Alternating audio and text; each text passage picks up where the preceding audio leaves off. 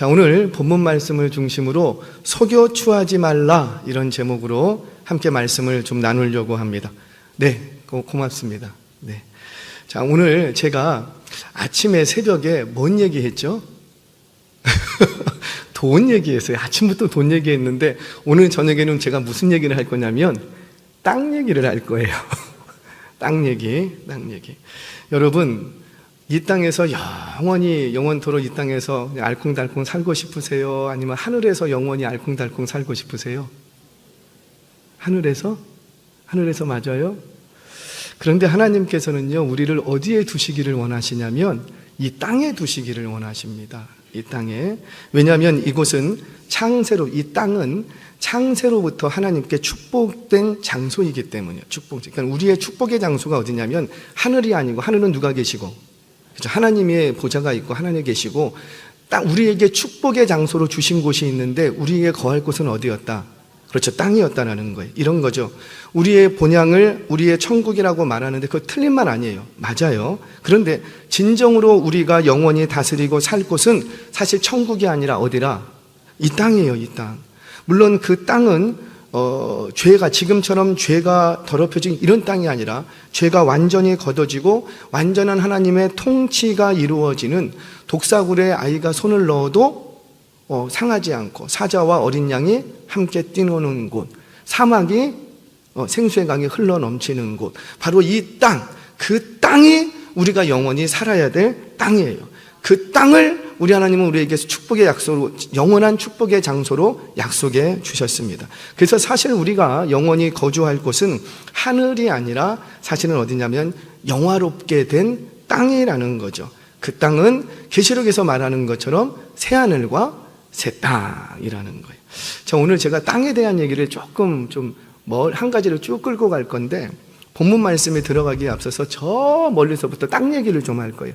창세기부터 계시록까지 다 가야 될 것 같은데, 자, 땅에 얽힌 유대 사회의 문화 한 가지를 좀 말씀을 드리겠습니다. 유대인들은 지금까지도 결혼식을 가장 많이 하는 날이 있어요. 요일이 있어요. 언제일까요? 월, 화, 수, 목, 금, 토, 일, 공휴일 포함해서 언제일까요? 화요일이에요. 그러니까 우리는 주로 언제 하죠? 토요일, 일요일, 보통 세상 사람들, 죄송합니다. 우리는 안 그러지만 보통 보편적으로 토요일, 일요일, 공휴일은 잘 안 하는 것 같아요. 다 쉬게 하는지. 토요일 아니면은 주일에 보통 세상 사람들은, 또 많은 사람들이 이때 합니다. 근데 이때 하는 이유가 뭐예요? 누구를 위해서 이렇게 하는 거예요? 그렇죠. 찾아오시는 분들, 하객들, 일가 친척들이 그때 가장 많이 모일 수 있기 때문에 그날 하는 거예요. 그렇죠. 만약에 이것을 포기한다면 언제 하면 좋을까요? 제가 볼 때는 평일날 하는 게 좋아요. 왜냐하면 현대인들은 대부분 뭐 중심으로 생활하죠? 그렇죠. 직장 중심이잖아요. 그러니까 직장인들이 퇴근하고 올 수 있는, 편하게 왔다가 축하해주고 갈 수 있는, 저녁 식사 같이 할 수 있는 시간대가 제일 좋아요. 그래서 저도 제일 기억에 남았던 결혼식이 언제냐면 금요일 저녁에 있던 결혼식이에요. 그 금요일 저녁 때 거기가 이제 큰 회사다 보니까는 이제 그 홀이 있더라고요. 홀이. 회사에서 내온 홀, 세미나 홀 같은 데가 있는데 그 세미나 홀에서 이제 결혼식을 하더라고요. 왜냐면 그 회사 직원이다 보니까는 직원끼리 만나갖고 결혼식을 하니까. 그래서 청첩장을 받아서 이렇게 보니까 금요일 오후 6시 이렇게 돼 있어요. 그러니 얼마나 좋아요. 퇴근하고 그냥 바로 내려가서 축하해주고 저녁 식사하고 집에 가면 되는 거예요. 여러 가지를 배려했을 때 이거는 이제 누구를 배려한 거고, 그렇죠. 자기들의 친구들, 직장인들을 배려한 거죠. 하지만 우리나라 보편적으로 아직까지는 누구를 먼저 배려해요? 일가 친척들을, 지인들을 배려하다 보니 토요일이나 일요일에 모이는 시간을 잡습니다. 하지만 유대인들은요, 이런 날과 상관없이 무슨 요일에 결혼식을 많이 한다고요? 화요일. 지금도 화요일이 되면 유대인, 이스라엘 땅에서는 예식장 잡기가 어려울 정도예요. 화요일이.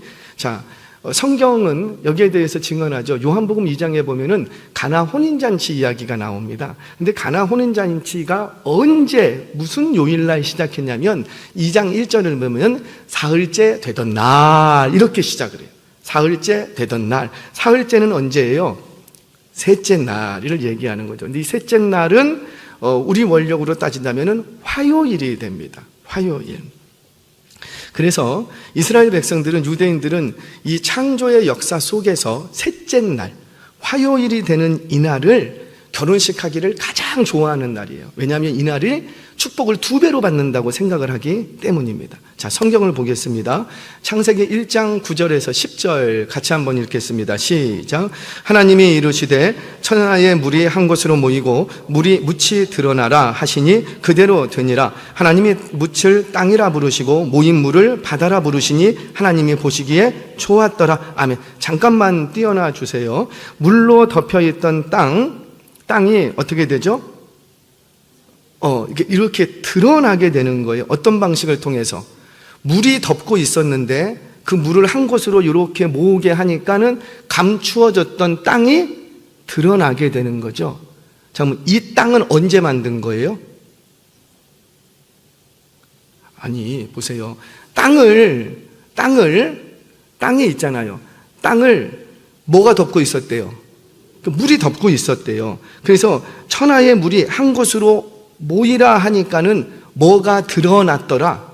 그러니까 만들어졌더라고 표현은 안 하고 드러났다라는 거예요. 그러니까 감추어졌던 게 나타났다라는 거예요. 드러났는데 땅을 물이 덮고 있었는데 물이 한 곳으로 이렇게 모이니까는 안 보였던 뭐가 드러났더라.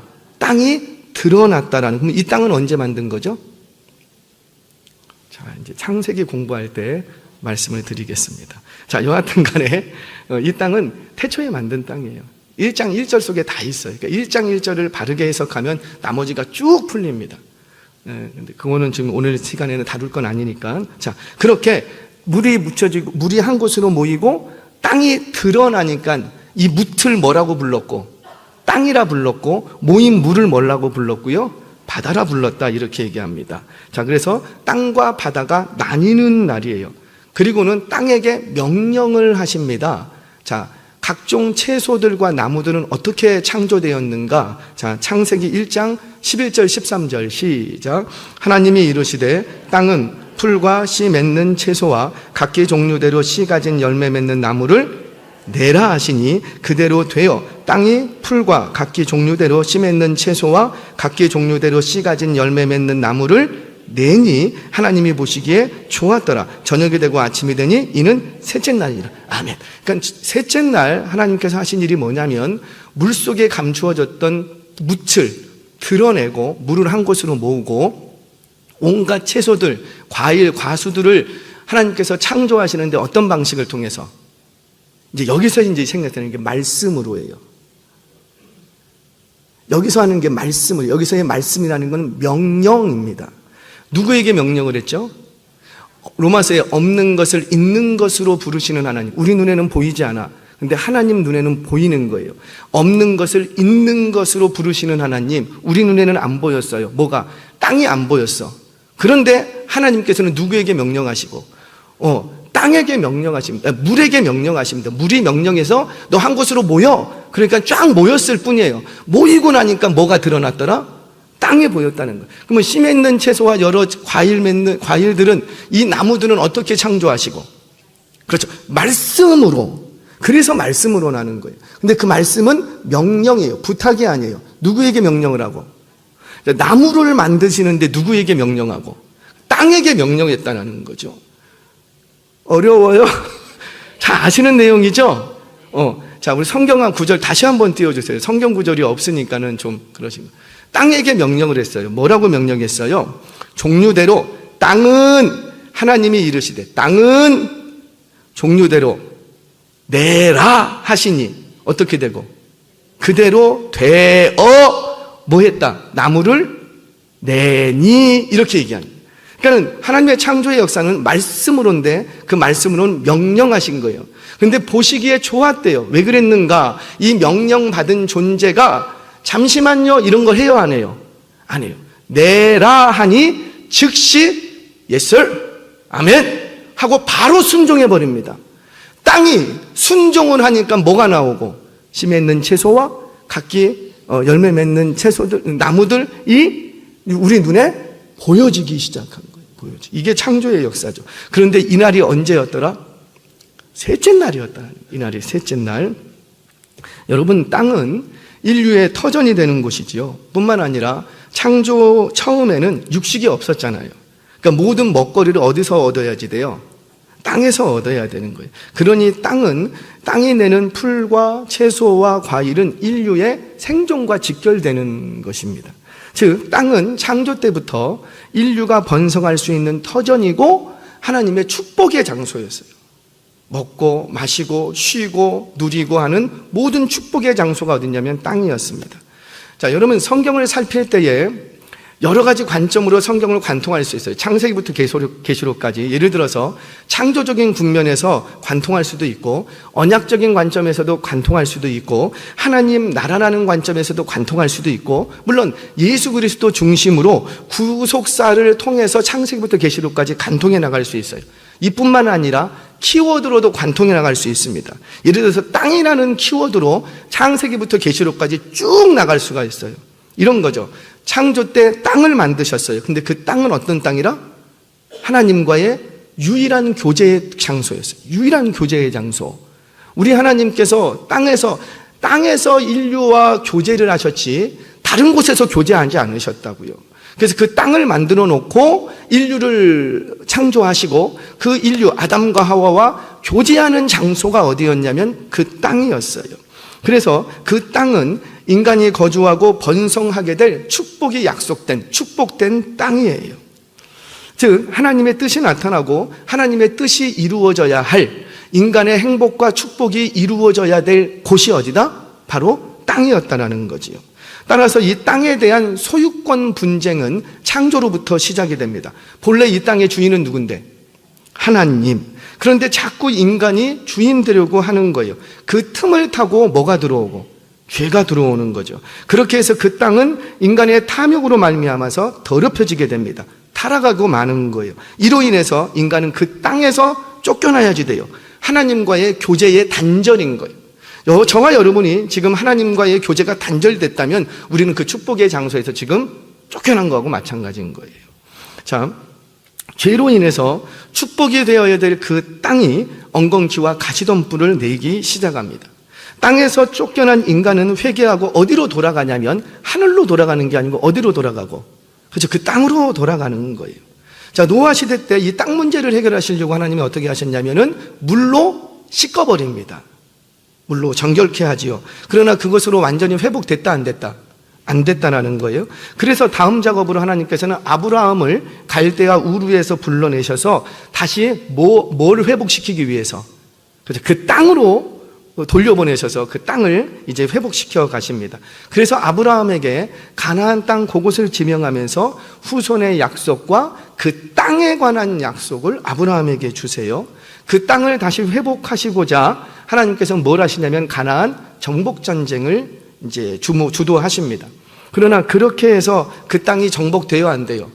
안 돼요. 사실 언제 정복이 되냐면 다윗 왕 때에 가서야 비로소 그게 정복이 됩니다. 그러나 이것도 완전한 회복이라 아니라, 그것도 완전한 회복이 아니라 그 다윗 왕 시대 때에 하나님이 약속하셨던 그 가나안 땅에 아브라함과 맺었던 그 약속이 완전히 성취되는 것을 보여주는 것은 장차 하나님의 나라, 하나님이 말씀하신 그 축복의 땅이 온전히 회복될 것에 대한 앞선 예표적인 상징적인 사건이었던 거지요. 이렇게 본다면 우리 하나님은 어디에 관심이 많으세요? 땅에 엄청나게 그래서 하나님께서는 그러죠. 내가 세상을 이처럼 사랑했다 얘기를 하세요.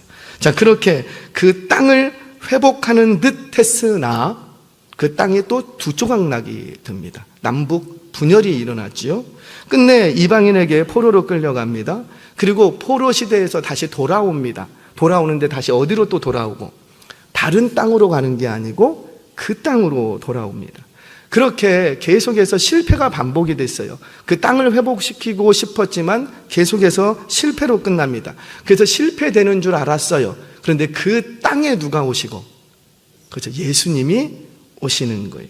예수님이 오실 때 그냥 안 오시고 두 손 가득하게 선물을 갖고 왔는데 그게 뭐냐면 하나님 나라를 가지고 오신 거예요. 하나님 나라. 그래서 예수님의 사역 순간에 귀신이 쫓겨나고 병자가 치료함 받고 이런 현상들은 다 뭘 보여주는 거냐면 하나님의 나라가 도래했다, 하나님의 나라가 회복되었다라는 것을 이제 보여주는 거죠. 시식 코너처럼 우리의 마트 가면은 음식들이 쫙 있으면은 사기 전에 이렇게 시식해 보잖아요. 나만 먹고 다니나? 그 시식해 보잖아요. 그게 뭐예요? 시식을 통해서 그 물건을 알고 그 맛이 어떤가를 알고 확신을 가지고 딱 사는 것처럼, 봐라, 하나님의 나라가 도래하면 귀신이 쫓겨나고 모든 온전하지 못했던 것들이 다 회복되고 모든 부정했던 것들이 다 정결케 되고 온전해진다. 이것을 가시적으로 보여주시는 사건들이 귀신을 쫓겨내고 안진병이를 일으키고 나병 환자를 치료하고 이런 치유의 기적들이었다라는 거예요. 자, 그처럼 예수님은 이 땅에 오셔서, 그 땅에 오셔서 하나님 나라의 도래를 선포하십니다. 자, 이렇게 예수님께서 사역을 마치시고 이제 부활 승천하신 이후에는 그것을 누구를 통해서 이루어 가시고, 제자들, 12제자들에게 부탁을 하시고 그 제자들을 통해서 그 땅을 하나님 나라 만들어 가십니다. 완전한 하나님의 나라를 이루기 위해서 그 다음 작업으로 뭘 하셨냐면 교회를 세우셨고요. 그 교회를 통해서 지금도 그 땅을 정복해 가시고 회복시켜 가는 거예요. 우리가 신앙생활하면서 우리의 삶의 자리에 여러 가지 영적 전쟁이 있는 것은 그건 단순히 영적 전쟁으로만 끝나는 것이 아니라 지금 이 땅을 사단에게 내어줄 것인가 아니면 하나님 나라로 귀속시킬 것인가의 싸움이라는 거죠. 자, 그렇게 해서 계시록에서 마지막에 보여주는 것처럼 새 하늘과 새 땅이 바로 어디에? 이곳, 여기 여러분들의 삶의 자리에 임하게 되고 그 땅은 영화롭게 될 줄로 믿으시기 바랍니다. 그래서 이 영화로운 땅은 하늘에서 내려오는 거라고 그랬어요. 하늘에서 이루어지는 것이 아니라 하늘에서 내려오는 것. 그럼 어디로 내려오는 거예요? 이 땅으로 내려오는 거죠. 이처럼 땅이라는 키워드 하나만 가지고 성경 전체를 조명해가는 방식도 있습니다. 자, 이처럼 땅은 하나님의 소망과 축복이 있는 곳이에요. 그러면 질문합니다. 여러분들은 이 땅을 대충대충 살아야 되겠어요? 아니면 정말 사랑과 전심으로 살아야 되겠어요? 그렇죠. 사랑과 정심으로. 이 땅을 부정한 곳이라고 취급하고 분리하고 이렇게 등 돌리고 사는 것이 아니라 이 땅이 병들어 있기 때문에, 이 땅이 부패해 있기 때문에, 이 땅이 타락해 있기 때문에 그 땅을 불쌍히 여기고, 왜? 우리 하나님의 관심은 온통 어디 있는데? 이 땅을 회복시키는데. 저와 여러분들에게 주신 사명, 이 땅을, 이 세상을 하나님 나라 만들어가는 그 사명이 저와 여러분들에게 있는 줄로 믿으시기를 바랍니다. 자, 이처럼 땅에 관심이 많아요. 그래서 예수님께서도 제자들에게 너희는 이렇게 기도하라 라고 요청을 합니다. 어떻게 기도하라? 하늘에서, 하나님의 뜻이 하늘에서 이루어진 것처럼 어디에서도 이루어지고, 그렇죠. 하늘에서 이루어지기를 기도하지 말고 어디에서 이루어지기를, 그렇죠. 너희가 있을 그 땅. 왜? 하나님께서 축복의 장소, 내가 너희를 만나주고 내가 너희와 긴밀하게 교제하는 그 장소가 어디냐면 하늘이 아니라 이 땅이라는 거예요. 이런 말씀들을 귀 앞에 보면 여러분들의 가정, 하나님이 주신 땅 아니에요? 여러분들의 일터, 하나님이 주신 땅 아니에요? 그 가정을 믿지 않는 남편이 있고 방황하는 자녀들이 있지만 그 땅, 내게 주신 그 땅을 어떻게 해야지 돼요? 하나님과 교제의 장소로, 하나님의 축복이 있는 장소로, 번성하는 장소로 다시 회복시켜 가야 되는 거예요. 여러분들에게 주신 일터도 어떻습니까? 단순히 먹고 살기 위한 경제활동만 하는 곳이 아니라 바로 그곳이 나를 만나주시는 장소, 하늘에서 하나님의 뜻이 이루어진 것처럼 나의 일터 가운데 이루어지기를 원하시는 하나님의 그 마음을 가지고 일터로 뛰어들어요. 이게 다 연결되어 있어요. 그 마음 가지고 일터에 뛰어들면은 뭐 사기칠 수 있어요? 사장의 눈 이렇게 가지고 뭐 할 수 있어요? 없어요? 없는 거예요. 있나 보네? 없는 거예요. 없는 거예요. 그러니까 이거 하나만 붙들어도 그를 계속 물고 늘어지면 내가 어떤 삶을 살아야 될지를 분명히 알게 되는 겁니다. 자, 결론적으로 땅은 인류에게 있어서 없어서는 안 될 생명과 직결된 터전이라는 거예요. 그래서 땅이 드러난 셋째 날, 이 화요일은 이날은 축복을 2배로 받는 날로 여겨집니다. 그래서 유대인들은 지금도 화요일 날 결혼식을 많이 하는 거예요.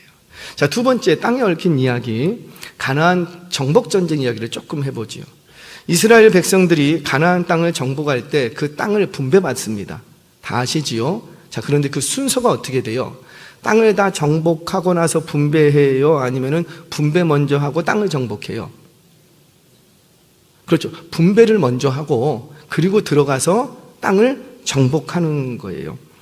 이게 뭘 얘기해 주냐면 그 땅은 너희에게 축복이 되는데 그 땅은 너희가 취했기 때문에 축복이 되는 것이 아니라 너희가 축복이 되기 때문에 너희가 취하는 것이라는 거예요.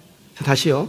내가 그 땅을 취했기 때문에 축복이 되는 것이 아니라 축복의 땅이니까 내가 취하는 거라고요. 왜냐하면 그 축복의 땅은 다른 백성들을 위해서 준비한 게 아니었어요. 누구를 위해서 준비한 땅이고? 그렇죠. 이스라엘 백성들. 하나님의 자녀, 양자된 저와 여러분과 같은 하나님의 자녀, 하나님의 백성, 하나님과 영원토록 교제하기 위한 장소라고요. 그러니까 교제할 수 있는 백성들만이 그 땅에 들어가는 거예요. 그래서 그 땅은 누구에게도 뺏겨서는 안 되는 거예요. 안 돼요. 자, 조금 더 땅에 대한 부연 설명을 하죠. 우리 창세기 1장 28절 한번 또 보겠습니다. 1장 28절 시작. 하나님이 그들에게 복을 주시며 하나님이 그들에게 이루시되 생육하고 번성하여 땅에 충만하라. 땅을 정복하라. 바다의 물고기와 하늘의 새와 땅에 움직이는 모든 생물을 다스리라 하시니라. 아멘. 지금 뭐라? 생육하라, 번성하라, 충만하라, 정복하라, 다스리라. 5가지의 명령을 주시는데 이걸 5대 문화 명령. 너희가 개간시켜야 돼요. 너희가 프론티어가 돼서 뛰어들어야 될 곳. 이렇게 5가지를 얘기하십니다. 문화 명령인데 이게 5대 축복이기도 한 거예요. 자, 근데 이 5대 축복이 다 어디와 연결되어 있냐면 땅과 연결되어 있죠. 땅에서 번성하고 땅에서 충만하고 그 땅을 정복하고 그 땅을 다스리고 그 땅에서 번성해야 되는 거예요. 이처럼 땅은 계속 얘기해 드리지만 이처럼 땅이라는 곳은 하나님의 언약과 축복이 실제화되는 곳, 현실화되는 곳이 어디라? 땅이라.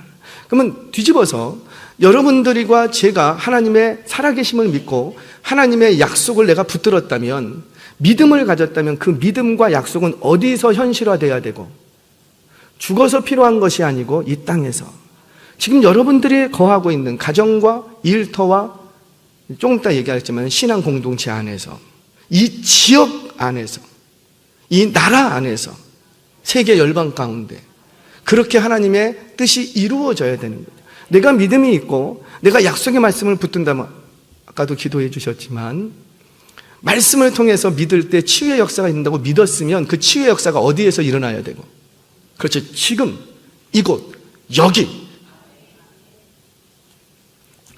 자, 그처럼 땅은 하나님의 약속과 축복이 현실화되는 곳이라는 점에서도 굉장히 큰 축복의 땅이 됩니다. 자, 이러한 땅에 관한 사상은 이스라엘 백성들이 가나안 땅을 분배받을 때 그대로 드러나죠. 자, 하나님께서 모세를 통해서 분배해 주십니다. 그렇죠. 친히 안 하시고 모세를 통해서 이렇게 해라. 모세에게 말씀하시고 모세를 통해서 분배하세요. 자, 하나님께서 분배해 주시는 거예요. 자, 다시요. 누가 분배해 준다고요? 하나님께서 왜 그걸 다 분배해 주시죠? 그 땅이 누구 거니까. 그렇죠. 단순한 원리예요. 그러니까 하나님께서 분배해 주신다는 건 뭐냐면 이 땅 주인이 누구라? 나라는 사실을 잊지 말라라는 거예요. 그 땅이 좋은 땅이든 나쁜 땅이든 대부분 유대 땅 80%는 다 광야 땅입니다. 그 이스라엘 백성들이 차지했던 모든 땅은 사실은 다 나쁜 땅이에요. 저 해변가 좋은 땅은 다 누가 차지하고 있고, 블레셋, 그 다음에 가드무, 뭐 이런 거대 민족들, 골리앗 족속들, 이것들이 다 차지하고 있어. 그래서 사실 이스라엘 백성들이 적과 꿀이 흐르는 땅이라고 받았던 땅들은 대부분이 80%가 다 어디 있었냐면은 이 산악지역이었어요. 산악지역. 그러니 그 땅이 무슨 적과 꿀이 흐르는 땅이겠어요. 그럼에도 불구하고 그 땅을 누가 주셨다? 하나님. 그러니까 불평할 수 있다 없다? 없다라는 거예요. 왜 내 땅은 이렇게 가난한 땅이고 왜 내 땅은 지난번에 한번 얘기했나요? 땅이 한 4등급 땅이 있다고 그랬죠. 1등급 땅은 어떤 땅이고? 씨 뿌리려고 이렇게 들고 가다가 씨 몇 조각 흘렸는데 거기서 막 소출이 나. 개가 나지 않아도 막. 2등급 땅은 내가 열심히 이렇게 심었는데 노력을 했더니 좀 더 많이 나. 3등급 땅은 아무리 심어도 논작을 해도 나요 안 나요? 나는 안 돼, 조금 나. 4등급 땅은 뿌리기만 해도 다 죽어. 내 땅은 왜 4등급 땅입니까? 저 사람 땅은 1등급 땅인데 저 사람이 나보다 뭐가 잘한 게 있다고? 왜 저 집사님 땅은 하는 일마다 잘 되고 코만 풀어도 뭐가 되고 왜 그러십니까? 저분은 왜 1등급 땅이고 나는 왜 4등급 땅입니까? 이렇게 얘기할 수 있다 없다? 없다. 그 땅은 네 땅이 아니라는 거예요. 누구의 땅이라? 내 땅이라. 그러니까 땅을 분배해 주신다는 이 사실 속에 뭘 기억하게 만드냐면 이 땅의 주인이 너가 아니고 누구라? 하나님이시라는 거예요. 그래서 하나님은 이 소유권을 지키기 위해서 이제 3가지 규례를 주십니다. 첫 번째 규례예요. 우리 신명기 27장 17절 말씀 같이 한번 읽겠습니다. 시작. 그의 이웃의 경계표를 옮기는 자는 저주를 받을 것이라 할 것이요 모든 백성은 아멘 할지니라. 아멘. 자, 잠깐만 그대로 그냥 띄워놔 주세요. 그대로. 이거 굉장히 좀 주목해야 될 성경 구절입니다. 자, 지금 뭐라고 말씀을 하시냐면 그 땅을 분배해 줬어요. 분배해 주시고 이제 땅을 정복했어요. 그랬더니 그 말씀 그대로 이제 경계표를 다 세웠습니다. 여기서부터 여기까지 어느 지파 무슨 가문 누구의 땅 다 경계표를 정했어요. 그랬더니 뭐라고 말씀하시냐면 그의 이웃의 경계표를 옮기는 자는 저주를 받을 것이라 할 것이요. 자, 다시요. 그의 이웃의 경계표를 옮기는 자는 저주를 받을 것이라 할 것이요. 이게 무슨 말이에요? 이런 거죠. 여러분들이 쫙 모여 있으면은 제가 얘기합니다. 이웃의 경계표를 옮기는 자는 저주를 받을 것이라. 그럼 여러분들이 뭐라 그래야 돼요? 받을 것이다. 받을 것이다. 받을 것이다. 이렇게 했다라는 거예요. 우리 하나님께서 좀처럼 이렇게 강한 표현을 안 쓰시거든요. 그러니까 땅에 관해서만 지금 규례를 주시는데 뭐라고 하냐면은 너희들 복명복창해. 그의 이웃의 경계를 옮기는 자는 저주를 받을 것이다. 그러니까 여러분들 어떻게 하셨다고요? 좀 해봐. 어떻게 했다고요? 받을 것이다. 받을 것이다. 받을 것이다. 그럼 그렇게 할 거야, 안 할 거예요? 못 하는 거예요. 그 다음에 또 얘기를 합니다. 그렇게 말하고 모든 백성은 아멘 할지니라. 이거는 선택의 문제가 아닌 거예요. 내 마음에 감동이 되고 막 은혜가 받으면 아멘 아멘 하는데 우리는 은혜가 안 되고 감동이 안 돼도 어떻게 해라 너희들은 아멘 할지니라. 무조건 아멘. 경계표를 옮기는 자는 저주를 받을 것이다. 저주를 받을 것이다. 저주를 받을 것이다. 그리고는 뭐 했다고요? 아멘. 지금 뭘 보여주냐면 땅에 관련해서는 하나님께서 매우 강한 표현을 하신다는 거예요. 왜 그런가? 그 땅이 너무너무도 중요하기 때문이에요.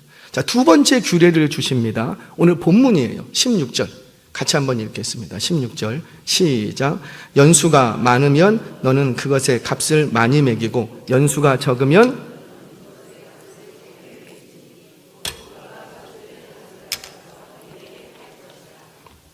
아멘. 자, 보세요. 그것도 그냥 그대로 띄워놔 주세요. 자, 혹시 옆에 있는 형제가 경제적인 어려움을 당해서 땅을 좀 담보 잡히고 돈을 빌려야지 되겠어요. 먹고 살려고 하다 보니. 그런데 그 땅을 이렇게 들이밉니다. 이 땅 담보 잡고 나 돈 좀 빌려주세요. 그렇게 했을 때 땅 값을 매겨줘야 되잖아요. 근데 땅 값을 매기는 원칙이 있대요. 그게 기준이 있대요. 그게 뭐라? 어디로 기점으로 해서?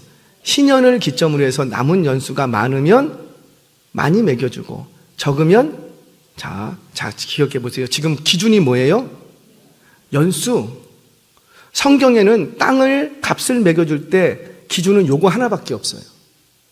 그 땅이 얼마나 힘이 좋은 땅이냐, 그 땅이 얼마나 소출이 많이 일어나는 땅이냐, 그 땅이 개간하기 좋은 땅이냐, 나쁜 땅이냐, 투자 대비 효과가 이런 거 아무 상관이 없어요. 아무 상관이 없고 오직 이 땅의 값은 뭘로만 매겨라? 연수. 많이 난다고 많이 쳐주고 적게 난다고 적게 쳐주지 말고 그냥 모에만 연수에 따라서만 가격을 매겨줘라. 이게 하나님께서 정하신 규칙이 왜 이렇게 하실까요? 우리는 그럴 거 아니에요. 땅이 좀 좋은 땅이면 어떻게 해줄 거예요? 가격을 많이 안 쳐줄 거예요? 못됐다. 가격을 쳐줄 거 아니에요. 그렇죠? 우리 상식적으로. 근데 땅이 마무리 노력을 해. 4등급 땅이야. 그러면 4등급 땅이면 그 땅 값을 많이 쳐줄 거예요? 적게 쳐줄 거예요? 적게 쳐줄 거라고요. 이게 우리의 마음이라고요. 그런데 왜 이런 마음을 드는 줄 아세요? 이게 누구 거라고 생각하니까. 내 거라고 생각하니까 내게 얼마나 유익이 있냐? 유익이 없냐를 따지는 거예요. 근데 하나님 그렇게 하지 말래요. 그 땅이 4등급 땅이 됐든 1등급 땅이 됐든 간에 신경 쓰지 말고 너는 뭐에만 따라서 값을 쳐주라. 그죠? 연수. 왜? 그 땅의 주인은 누구니까? 그래요. 하나님이 주인이라는 사실을 잊지 말라는 거예요. 너가 사용은 하고 있지만 그 소유권에 대해서는 누가 있다? 하나님의 것이라는 거예요. 자, 세 번째 규례를 하나 더 보겠습니다. 자, 우리 17절 같이 읽겠습니다. 시작. 너희 각 사람은 자기 이웃을 속이지 말고 내 하나님을 경외하라. 나는 너희의 하나님 여호와이니라. 아멘. 자, 여기서 이것도 그냥 그대로 띄워놔 주세요. 자, 여기서 너희 뭔 사람은 각 사람은 이 말은 곧 뭐냐면 서로 얘기해요. 지주만을 얘기하는 것이 아니고 소장농만을 얘기하는 것이 아니고 돈을 빌리려고 하는 사람만 얘기하는 것이 아니고 돈을 꿔주려고 하는 사람만 얘기하는 것이 아니라 너희 각 사람은 뭐 하지 말라? 자기 이웃을 속이지 말라는 거예요. 속이지 말라. 그러니까 이 말은 뭐예요? 지주도 소장농을 속이지 말고 소장농도 지주를 각 사람은 서로라는 이거 굉장히 중요합니다. 이게 신약 교회 전체를 끌고 가는 굉장히 중요한 사상이에요. 이거 기억하셔야지 돼요. 뒤에 얘기할 거예요. 자, 지금 속이지 말래요. 요거 하나만 먼저 볼게요. 속이지 말라. 그러면 누구를 속이지 말라라는 거예요? 그렇죠. 표면적으로는 그 이웃이지만 사실은 이웃을 속인다라는 거, 곧 누구를 속여먹는 거고. 그렇죠. 하나님. 누가 주인이니까? 그렇죠. 하나님이 주인이니까. 자, 내려주셔도 돼요. 히브리인들에게는 토지 매매라는 개념이 없습니다. 사실은 토지 매매라는 개념이 없고 단지 혹시 개념이 있다면 렌트 개념만 있어요. 장기 임대. 장기 임대인데 이스라엘 백성들은 장기 임대가 몇 년씩 하는 거예요? 수천 년씩 하는 거예요. 수천 년씩 장기 임대. 자, 일부 외국에 나가보신 분들은 좀 이해하실 거예요. 외국에는요, 타국인이 자국의 그 땅을 소유하지 못하도록 법적으로 제재하고 있는 나라들이 있습니다. 법적으로. 그래서 그들이 사용하는 방법이 뭐냐면 장기 렌탈이에요. 우리나라 사람도 외국에 가서 땅을 살 수가 있거든요. 근데 어떤 땅은 내가 땅을 샀을 때 내 소유가 되기도 하지만 어떤 나라에서는 그 소유권 자체를 안 넘겨줘요. 못 팔게 해요. 그래서 어떤 방식을 쓰냐면은 장기 렌탈로 씁니다. 몇 년쯤 하고 싶으세요? 좀 크게 써. 한 300년. 이렇게 렌트를 하는 거예요. 300년, 200년. 공증 다 세워놓고 그게 쭉 가는 거예요. 자자손손 대대로. 그래서 할아버지의 땅을 찬내 만에 뭐만 있으면 돼요? 그 증서만 있으면 되는 거예요. 그리고 장기 임대라는 렌탈 개념은 외국에는 있습니다. 우리나라에는 이게 조금 약한 것 같아요. 제가 아는 목사님이 저는 이제 주변에 이제 조금 이렇게 좀 생각의 구조가 좀 파격적이신 분들이 좀 많이 계세요. 그분들하고 이렇게 교제해 보면은 제 스펙트럼 자체가 확 넓어져. 이건 상상도 못했던 일이에요. 한 목사님이 이제 성결교단 목사님이세요.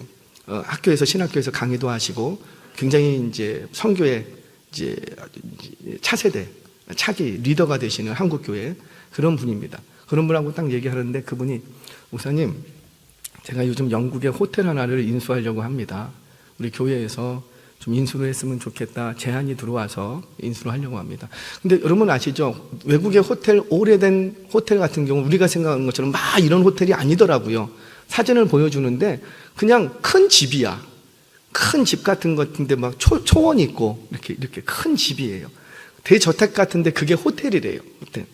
그래서 이제 얘기를 들었어요. 이거 얼마에 매매를 하시려고, 매매 살려면은 굉장히 비쌀 건데 수천억 원 더 갈 것 같은데요. 교회가 어떻게 사시려고 그러세요? 그것도 외국에. 이 목사님이 왜 살려고 하냐면은 영국에 선교를 해야 되겠는데 이 선교지의 어떤 전초기지, 발판이 필요한 거예요. 그래서 이렇게 보다 보니까는 영국의 좀 시에서 외곽에 떨어진 곳인데 굉장히 터가 넓고, 그리고 건물이 있다 보니까 건물만 조금만 리모델링 하면은 선교사님들 숙소와 훈련센터로 사용할 수가 있겠더래요. 그래서 그 영국에 있는 땅 주인하고 접촉을 한 거예요. 그런데 땅 주인은 이제 안 팔죠. 매매를 안 할 생각에 그냥 안 사도 됩니다. 그러면서 제안이 들어온 게 뭐냐면 임대는 가능합니다. 임대. 한 달에 얼마 임대로 지금 계약을 하십니까? 300만 원. 그런데 100년. 조건은 일시불. 그런데 생각을 해보세요. 한 달에 300만 원씩 1년이면 얼마? 3,600만 원. 그리고 10년이면 얼마? 3억 6천. 100년이면 얼마? 36원. 아니 6원이래. 36억. 36억 주고 100년 동안 내 것처럼 쓰면은 손해 볼까요? 그러면서 지금 이분이 하시는 게 거기하고 트라이 중에 있어요. 딜 중에 있는데 200만 원으로 깎아주십시오. 그러면 얼마? 24억만 주면 100년 동안은 그 땅 건물을 내 것처럼 쓸 수 있다는 거예요. 뭐 선교 100년만 하면 되지. 저한테 그래요. 100년만 하면 되지. 뭐 거기서 얼마큼 더 해야 되겠습니까? 100년 하면은 다른 것들이 일어날 것이고 그 다른 것들로 옮겨갈 것이고, 이렇게 생각을 하시는 거예요. 그러니까 이게 이 생각을 딱 들으니까 이게 우리나라에서는 상상도 못 하겠는데 그 나라에서는 가능한가 봐요. 변호사 통해서 얼마든지 가능합니다. 뭐 딜 중에 있대요. 아직 결론은 저도 못 들었어요. 그러니까 지금 뭘 얘기하고 싶으냐면 그처럼 히브리인들에게는요, 이 자기 소유 매매, 땅에 대한 매매라는 개념이 없고 다 하나님 땅이기 때문에 렌트예요, 렌트. 그러니까 나도 빌리고 너도 빌리는 거예요. 근데 나는 조금 더 많이 빌려 쓰는 거고 너는 조금 빌려 쓰는 거고, 나는 조금 좋은 땅을 빌려 쓰는 거고 당신은 조금 덜 좋은 땅을 빌려 쓰는 거고, 뭐 요 차이밖에 없고, 나도 땅을 빌려 쓰는 거고 당신도 땅을 빌려 쓰는 거라는 거예요. 그러니까 이렇게 빌려 쓰니 서로 욕심낼 일이 있다 없다? 없죠. 그처럼, 그런데 마치 자기 땅인 양 취급을 하면 그때부터 뭐가 들어오기 시작하고? 죄가 틈타기 시작하고. 죄가. 그래서 가난한 백성들의 땅을 담보 잡을 때 터무니없는 값으로 담보 잡지 말라라는 거죠. 저 사람이 지금 상황이 급하다고 막 후려치기 하지 말라라는 거예요. 반드시 뭐만 정해서 연수. 왜 이렇게 할 수 있냐면 그 담보 잡은 땅도 누구 땅이에요? 그렇죠. 하나님의 것이라는 거예요. 부자가 가난한 자들의 어려운 처지를 이용해서 헐값으로 매입을 하려고 한다든지, 땅이 탐난다고 자신에 있는 권세와 권력을 사용해서 그 땅을 빼앗으려고 하면 된다, 안 된다? 안 된다라는 거예요. 만약에 그렇게 할 경우에는 저주를 당한다. 저주. 근데요, 이것 때문에 당하는 저주는 어마무시한 저주를 당합니다. 일반적인 저주가 아니에요. 자, 정말 그런가 보겠습니다. 열왕기상 21장에 보면, 자막 잠깐만요. 열왕기상 21장을 보면 아합이 나봇의 포도밭을 빼앗는 장면이 쭉 기록을 됩니다. 아시는 대로 아합은요, 악한 왕이에요. 아주 악해도 어마무시하게 악해. 그 아내가 누구고 아주 둘이 꿍짝이 맞아갖고요, 하여튼간 엄청 악해. 근데 그 악한 세월 속에서 하나님께서 그냥 넘어가 줬어요. 기다리고. 그런데 뭐에 와서는 바로 쳐버리냐면, 뭘 탐하려고 하니까 땅! 나봇의 포도원을 딱 취하려고 하니까 우리 하나님이 그대로 그냥 개입을 해버립니다. 그리고는요, 어떻게 합니까? 그 집안 전체를 완전히 풍지박산 만들어버려요. 완전히 끝장내버립니다. 뭐 때문에?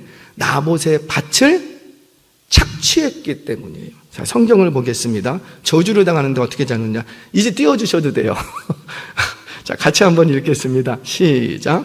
여호와의 말씀이 디셉 사람 엘리야에게 임하여 이르시되 너는 일어나 내려가서 사마리아에 있는 이스라엘의 아합 왕을 만나라. 그가 나봇의 포도원을 차지하러 그리로 내려갔나니. 그 땅 뺏으려고 가니까 우리 하나님이 그냥 바로 엘리야 빨리 가. 절대 그거 못 뺏게 해. 뺏으면은 큰일 나. 경고해. 엘리야를 즉각 보냅니다. 자, 이어지는 19절 말씀도 같이 한번 보겠습니다. 시작. 너는 그에게 말하여 이르기를 여호와의 말씀이 너가 죽이고 또 빼앗았느냐 하셨고 하고 또 그에게 이르기를 여호와의 말씀이 개들이 나봇의 피를 핥은 곳에서 개들이 내 피 곧 내 몸의 피도 핥으리라 하였다 하라. 아멘. 어떻게 된다? 이 땅 건드리면 너 죽어. 자, 조금 더 보겠습니다. 21절 같이 읽습니다. 시작. 여호와의 말씀이 내가 재앙을 내게 내려 너를 쓸어버리되 내게 속한 남자는 이스라엘 가운데의 맹인자나 노인자를 다 멸할 것이요.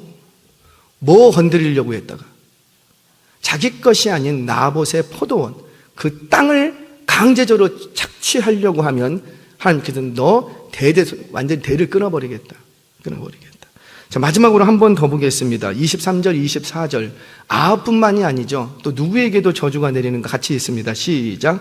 이세벨에게 대하여도 여호와께서 말씀하여 이르시되 개들이 이스라엘 성읍 곁에서 이세벨을 먹을지라. 아합에게 속한 자로서 성읍에서 죽은 자는 개들이 먹고 들에서 죽은 자는 공중의 새가 먹으리라고 하셨느니라 하니. 아멘.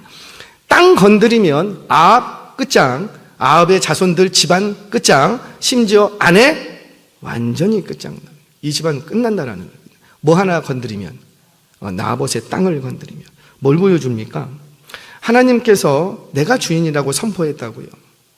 그리고 알맞게 배분해 주셨다고요. 하나님께서 유업으로 주신 그 땅을 자신에게 힘이 조금 더 있다고 착취하거나 빼앗으려고 한다면 엄청난 저주가 임할 거라는 거예요.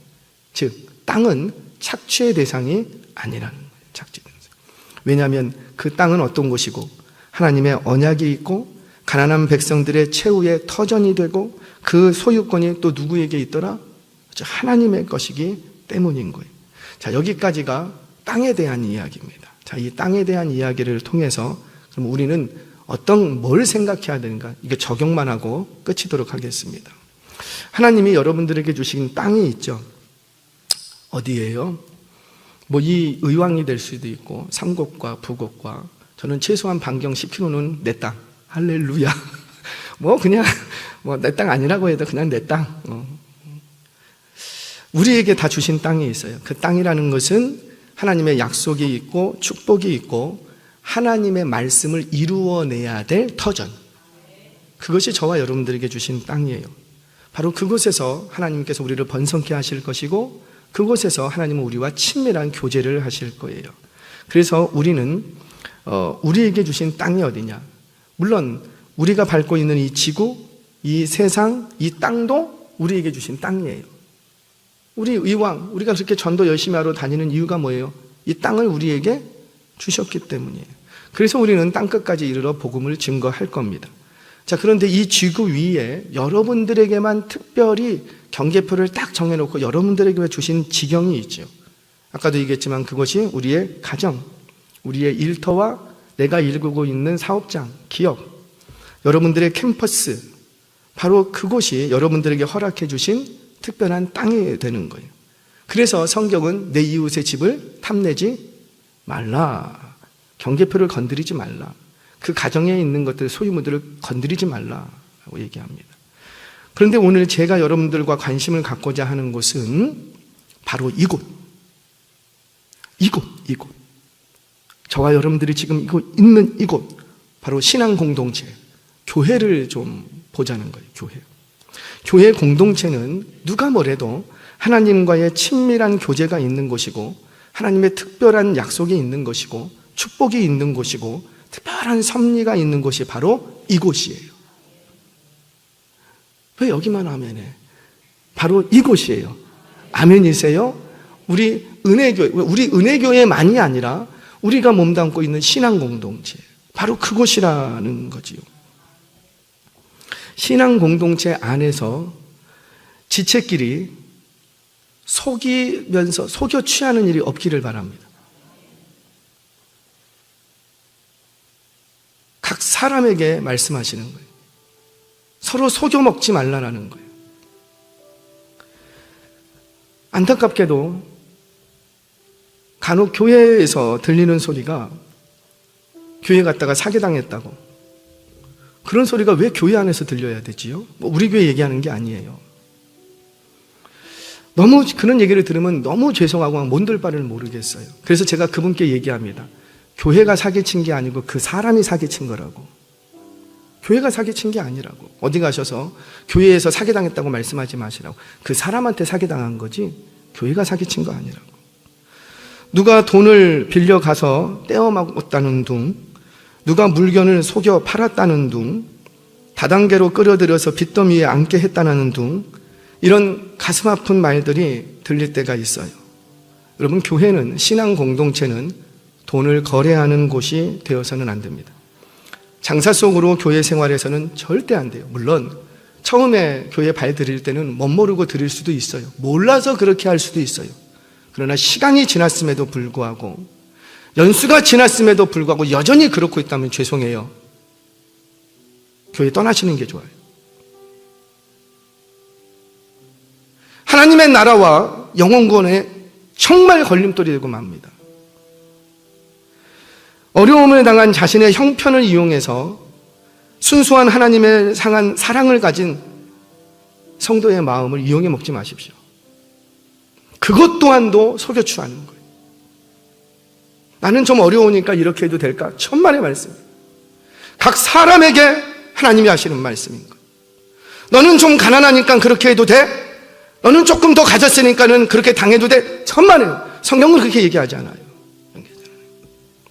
형제는 착취의 대상, 속여먹는 대상이 아니라 사랑과 섬김의 대상, 이윤 추구의 대상이 아니라는 거죠. 내가 저 사람을 이용해서 내가 먼저 내 위치가 올라간 거라, 내가 저를 이용해서 나의 뭔가 실속을 차린다, 그런 대상이 아니라는 거예요. 고객관리 차원에서 신앙생활하는 것도 아니랍니다. 교회는 성도 사이에 상호 의존, 상호 보완, 상호 책임져 주는 관계가 되어야 되는 거예요. 어떻게 해요? 상호, 서로.